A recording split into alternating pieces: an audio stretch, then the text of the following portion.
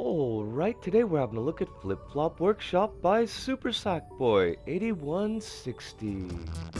Alright, so here we are in Flip Flop Workshop by Super Sackboy 8160. Hello, the screen is bouncing, but I get ya. Oh, neat. Okay, I like that, I like that. I need to be going a bit faster though. Quick. Interesting that there's no, what's it called? Lava gel. No, attractogel. There's no attractogel going on. No attractogel effect going on with the attractogel sections. Excuse me. Hello. What? There we go. Jump. No. Oh wow, there's gonna be saw blades up there. Snakes. What am I doing wrong? Crumbs. Ah! Oh. Buggery! down. And there's a limited life checkpoint. Crumbs! We haven't even gotten past the initial part. Now this is a bit of an interesting bit though, because I did notice when I was queuing this up that... No, okay, get on there. Now, it's gonna drop me? I don't know why it dropped us before, but whatever. That... The level has only been beaten 155 times, although it's been played over 2,000. Excuse me, this might be just early morning bad play. Now, okay, like I'm digging on. I'm stuck. Oh come on, I'm stuck. Okay. Grab that. What do I want to grab that for? I'm afraid of that saw blade. So, I don't know if the level is, like, too difficult for folks. Oh, that's kind of cool. Or what, exactly? Okay, I need to not be floating anymore. Soul! Let's go. It's a little bit hard to tell, like, where do they want me to be floating and where do they not want me to be floating? I like the look of it. I like the sound of it. I mean, these points are definitely cool. But it's taken me a little bit of time to get into the groove, unfortunately. What's going on here? I kind of got you, I guess. I'm a little bit confused about how I'm supposed to be progressing here. What? But I'm kind of getting a good feeling as to why it's only been beaten 155 times out of 2,000 plus plays. I could see people getting kind of frustrated with this, which is a shame. Like, conceptually, it's pretty neat. Okay, so... crumbs, we're gonna have to talk about this We'll talk about this back to the hub, but we will see you there. See yas! And we're back, and Flip Flop Workshop by Super Sackboy 8160, and I'd say it's a really solid yellow square.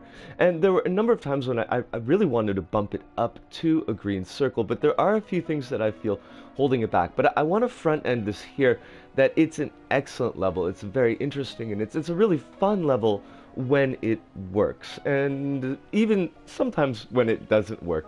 But one of the things that really struck me about this level, and it's something that it always hits me whenever it comes up, and it comes up far less than I would really expect because it's a simple technique, is how much movement there is going on in the background and not really related to the gameplay of the level.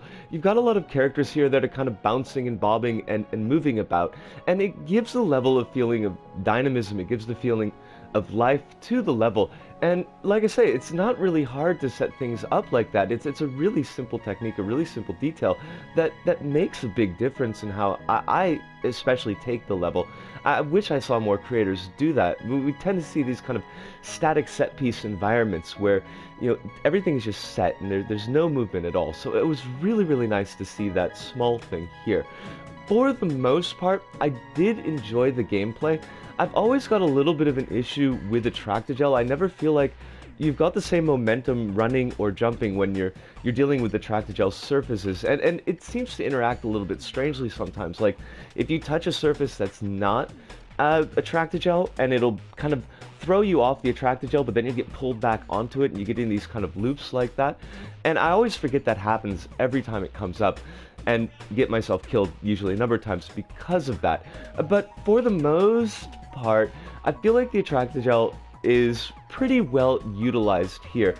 You're definitely going to be on the top. You're going to be on the ceilings, you're going to be on the floor, you're going to be bouncing in between the two of them, and generally it tends to work. Although one of the issues I did have is that it's not really, I felt it wasn't really made clear to the player from the beginning just what was going on, what surfaces were going to necessarily have what effect. It seems like mostly throughout the level, the floor surfaces, when they're like attractive, when you can run on them, are green.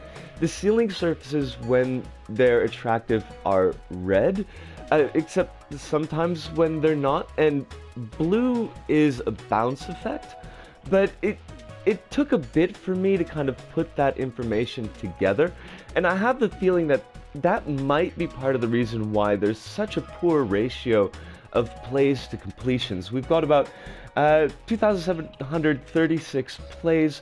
When I was starting the recording, 155 completions. Now it should be 157 because I beat it twice. Thank you very much.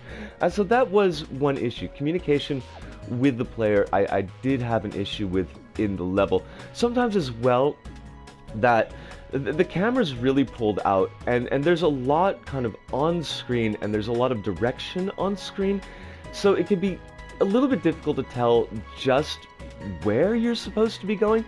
There's one point in particular, I think it came up at the end of the video, where you're supposed to, let me see if I remember this, you're gonna run around, you're gonna flip a switch, come back over to some blue bounce pads, bounce over, and then loop back around underneath and come back to the top so that you're in the correct layer to get where you're going. And it took a while for me to figure out that that was where I was supposed to go, because there's some arrows to the upper right that are pointing up, there's arrows that are pointing to the bounce pads that it gets a little bit easy to miss that those bounce pads have been turned on. So I did get confused there, but kind of an interesting point. If you die, you can actually kind of break the level and kind of skip between layers and bypass a big section of that. I didn't know that that was there, but it was kind of fun to find out on accident. One of the other things that I felt did stand a little bit against the level, there are a number of areas where you'll be riding an elevator, kind of an elevator. You're on the ceiling and you're going to be riding up. Cool enough. There are saw blades that you're going to have to dodge. They'll either be, hugging the wall or in the center. Okay, that's fine. But you can't see those saw blades coming up, and you'll end up probably getting killed at least once or twice the first time through just to learn the pattern. I found it kind of interesting because there's a later section at the very end of the level that's like that, but you can see the entire shaft that you're in, so you can plan where you need to be around those saw blades. That shaft is moving a little bit faster, so they might have felt that that was necessary, but I did get a little bit frustrated at that point because I think I would be in the right spot and end up getting myself killed. So that was a little point against the level. There's one more point in the level that I feel doesn't quite work, although it is interesting. You're in a section where the camera is going to shift and it's going to be changing your controls. At one point you're going to have to be pressing up and down to move left and right. The other point you're going to be pressing left and right to move up and down. I might have mixed that up. I need to look at the video again.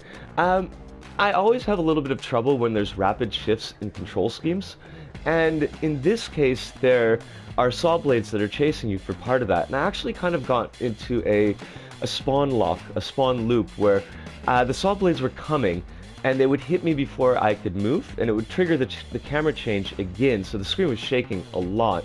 And I like the concept of that, but it can be hard, I think, to just throw that at a player and expect the player to figure out what's going on, especially when that has not been scaffolded elsewhere in the level.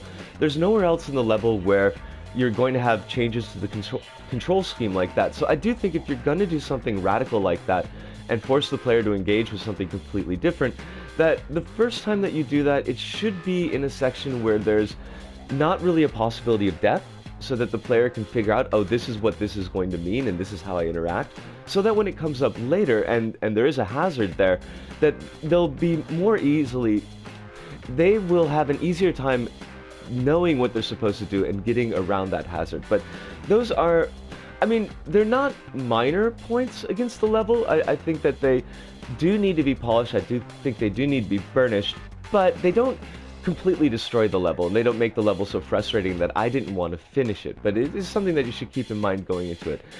I like this level a lot, and I noticed that the Super Sackboy 8160 has got a number of levels on their moon, and when I saw that, I was like, I really want to play these other levels on stream, because I was very, very much impressed with what we saw in Flip Flop Workshop. So, give it a shot, and even if you feel a little bit frustrated or you're a little bit confused, push on and see if you can't beat it, because I think that this is a really, really solid one, and I think the experience is worth it. But I think that we've said probably enough about it this go about, and that brings us to the end of things. So, for me, Risco, here in Osaka, to all of you out there, wherever you may happen to be, thank you. Arigato, sayonara, see you, and ciao.